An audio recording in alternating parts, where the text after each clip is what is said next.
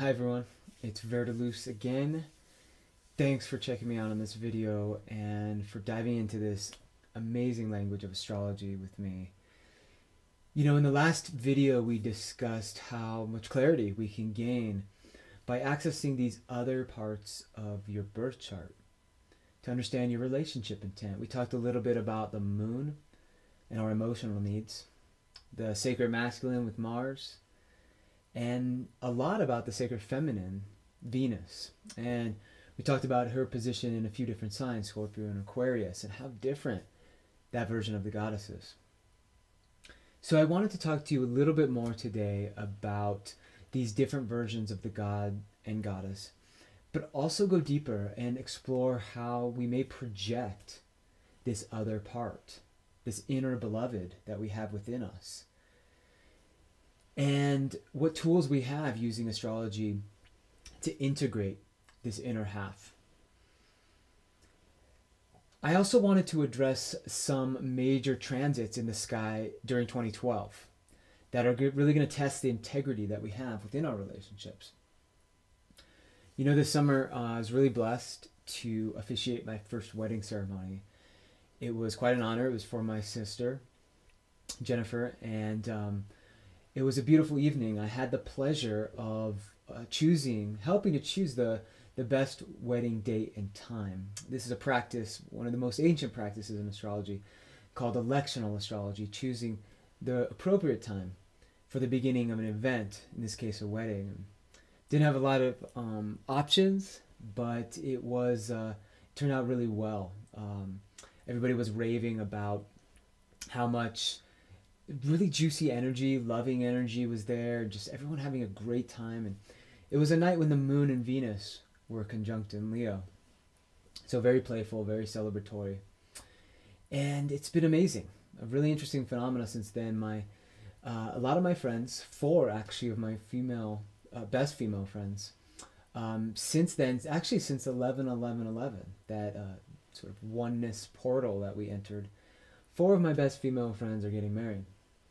I've been kind of blown away and really asking some deep questions about what is this collective phenomena happening, because I'm pretty sure I'm not the only one here who knows a lot of people getting engaged or getting very serious about our relationships. And it really has a lot to do with Saturn.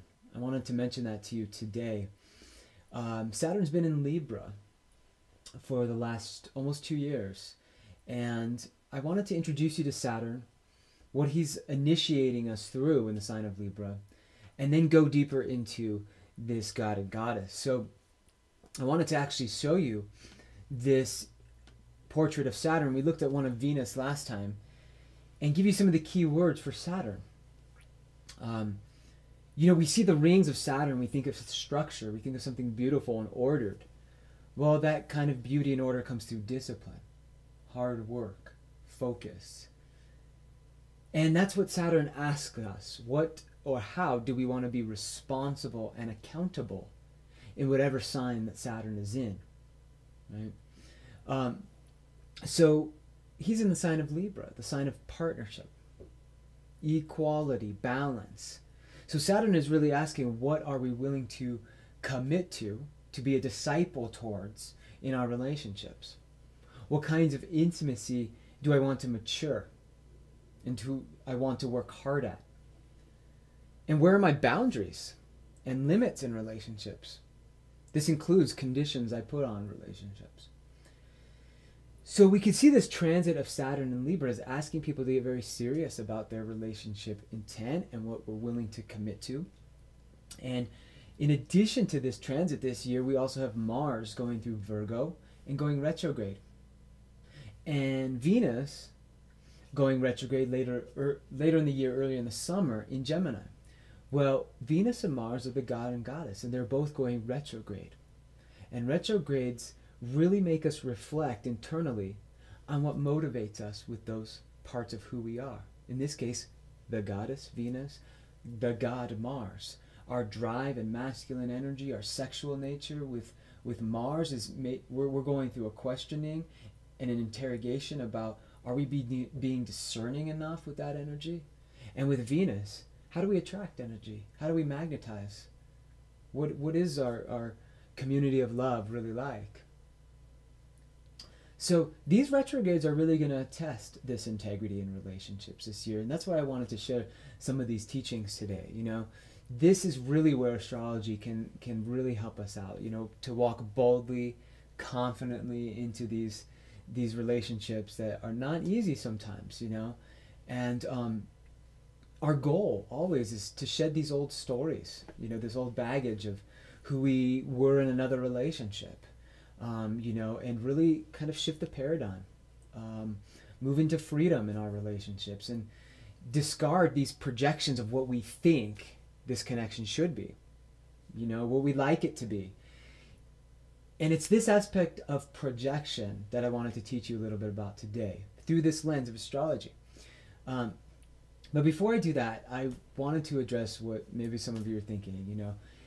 Astrology really this language is going to help me break through those projections, transcend those, or understand my karma with another person. Astrology can help me do that, or how I can step into my real purpose and dharma with a partner, that I can really achieve relationship success with this language. We've kind of questioned it, and we may even think it's too complex. This language is too complex. And I felt this too. It was a bit overwhelming at first. But it really hit me once I heard about this version of the masks of the god and goddess, and once I saw them reflected in my own chart. It resonated so deeply, so strongly, that I realized if I wasn't applying this language in my life, it would be like I was walking with blinders on in relationships, like I was kind of like maybe a little bit ignorant. And I didn't want to choose to be ignorant. I really wanted to be empowered to be exactly who I was and be honored for that in my relationships.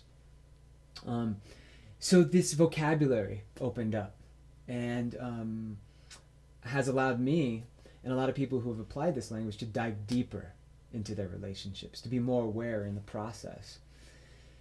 And of course we think maybe it's going to take forever to learn this language, and I won't understand it.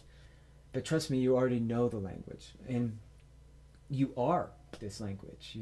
We have to just think about these patterns of energy we recognize. When we talk about the mother and the healer, we talk about Cancer, that energy of Cancer. We talk about the teacher and messenger, we talk about Gemini.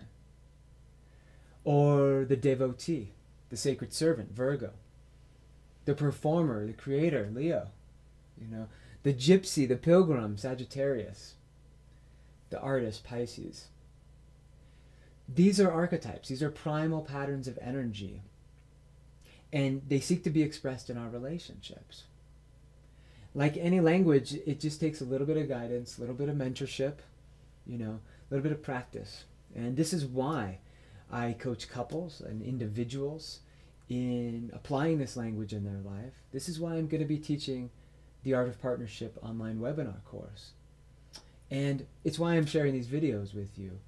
You just need a little bit of training in this language, and once you apply it, it really opens up a lot of doors for you and your connections. I really feel like if 11-11-11, and this Mayan end date of 2012 are really going to be anything truly transformational, they're going to have a lot to do with how we evolve through our intimacy, through our relationships. And one thing that must happen is this end of our tendencies to project. Both our shadows and our fantasies. We want someone to redeem us, or we want to blame someone. And this is something that we really need to look at this time historically. We're really seeking a deeper kind of freedom now. This is part of the emerging Aquarian age. We begin to reflect ourselves more as energetic beings in the Aquarian age. We're limitless. We're ultimately free at all moments. And we can't be trapped by our stories of guilt and blame, or wait for the fantasy. That's some of the shadows still lurking from the end of the Piscean age. We have to learn to own ourselves 100%. own our patterns of energy, respect them, and communicate them out to other people. And again, this is part of this journey of Saturn and Libra. How do I communicate my needs in relationship to my partners, to my possible partners? You know, for most of us, we recognize these certain patterns. You know, there's these kind of types that repeat. And this is happening because we're seeking wholeness. Relationship is really this search to discover and then integrate all the aspects of our being. This is why we have to have different relationships, you know, not just an intimate sexual bond, but we need all kinds of people around us because they activate different parts of really who we are in so many different levels. And this is where astrology comes in really deeply. It elucidates this inner beloved, this other half. This is what Carl Jung called the anima and the animus. He was the great psychotherapist, and he taught us about this inner feminine and inner masculine. In astrology, this really relates to the planets Mars and Venus. For a woman, she'll often project out her Mars position. She'll seek it in the masculine. But it's a part of her that's seeking to be integrated within her so that she's more whole and can attract more wholeness. Same for a man, except this time he'll project his Venus, that goddess part of himself. He's needing to integrate that.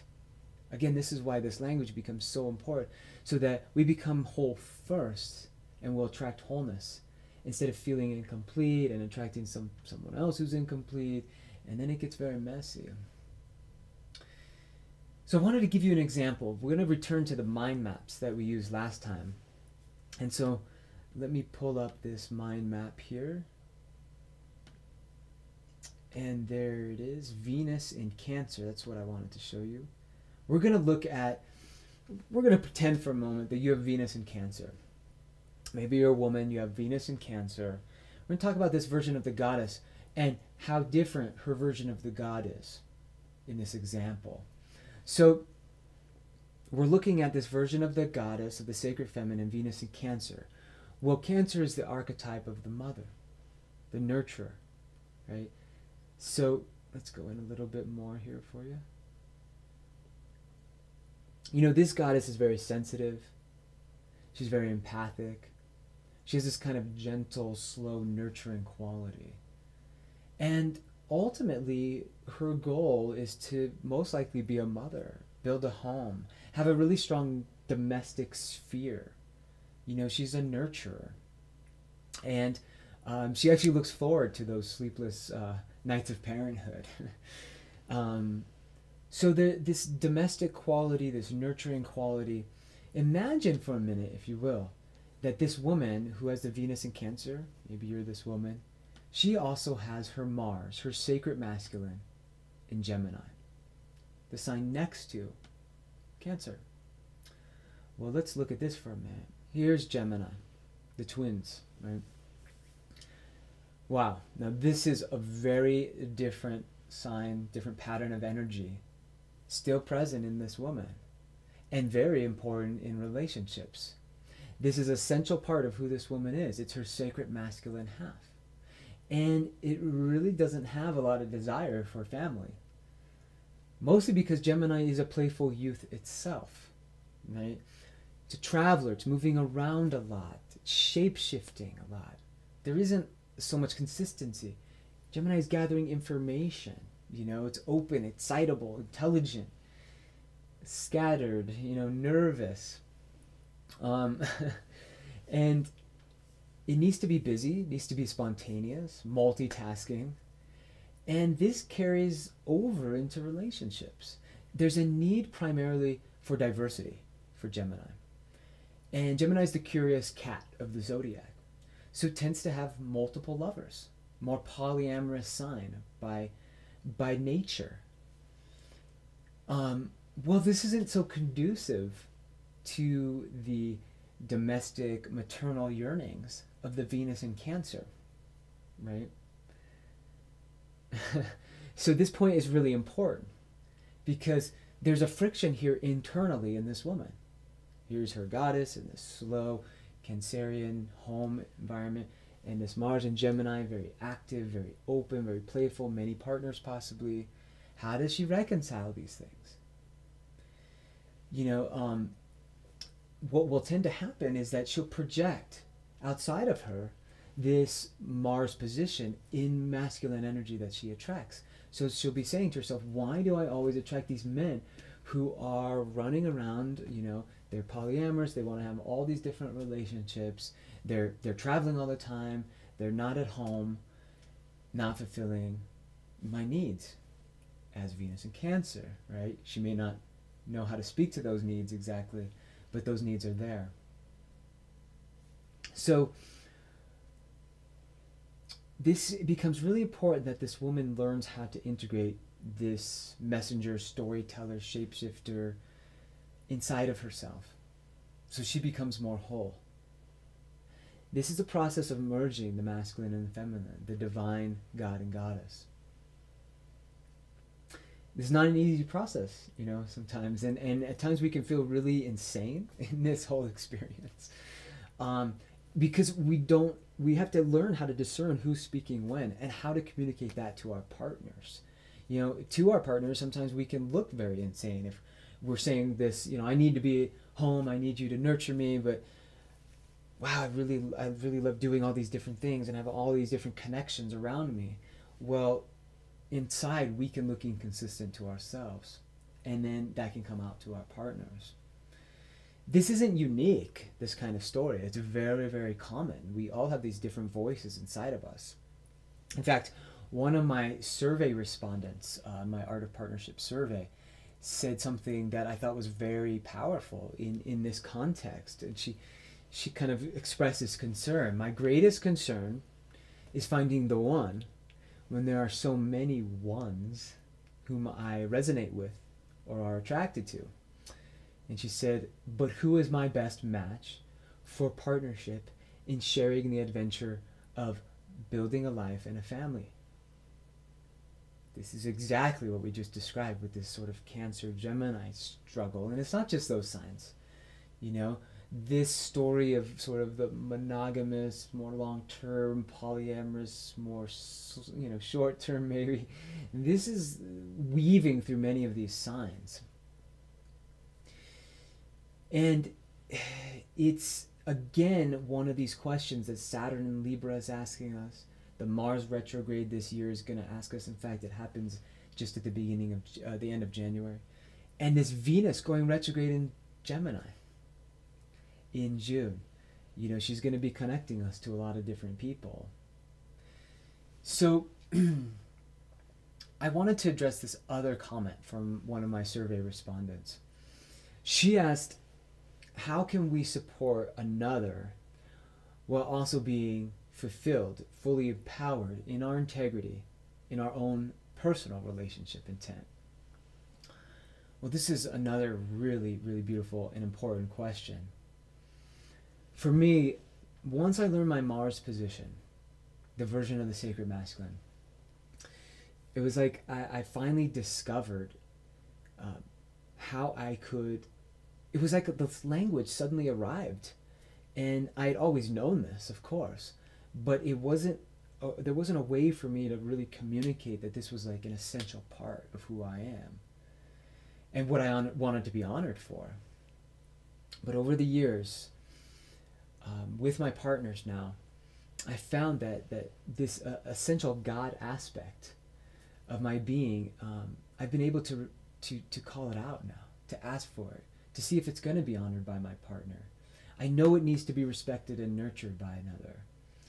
And if so, I'll continue to show up with my beloved in my highest expression. If this part is honored or is not honored, I'll lose interest and I'll feel disempowered. My masculine won't show up very strong. All men want to be honored for this sacred masculine within them. And whether you're a male or a female partner to a man, you're really going to want to respect and honor and admire and support this version of the God. So for instance, say you're Mars in Pisces, as a man, This is the musician and the artist. This God wants to be honored for that. Some need to be honored as this fearless leader. You know, this adventurer, Mars and Aries. Some need to be honored for being a visionary, brilliant genius, Mars and Aquarius. But if if you try to love that bold Aries warrior as a sensitive poet Pisces, that man is going to storm out the door, because that's not the God of flame and passion and drive and adventure that he wants to be honored for in a relationship. So it's really important, you know, at this time, and really at all times, that men are able to speak to their partners, to this primal passion and need within them. So you can be in your power as a man. Or if you're a partner to this man, you can help him be empowered, to be proud of who he is. This is essential communication for any relationship with the feminine. Or he's going to be less, he's going to feel like he's less than who he knows himself to be on a deeper level. To feel ultimately fulfilled, this man, he can't project that version of the goddess as well. You know, he's got that goddess within, we talked about it, that Venus. He needs to integrate that as a sacred marriage. He can't hope that someone will fulfill that for him. He needs the goddess to show up simply to reflect to him that inner self, not to fulfill it for him. This sacred marriage has to be a work of art within himself. And he has to build this relationship with his inner beloved first, so that he is whole.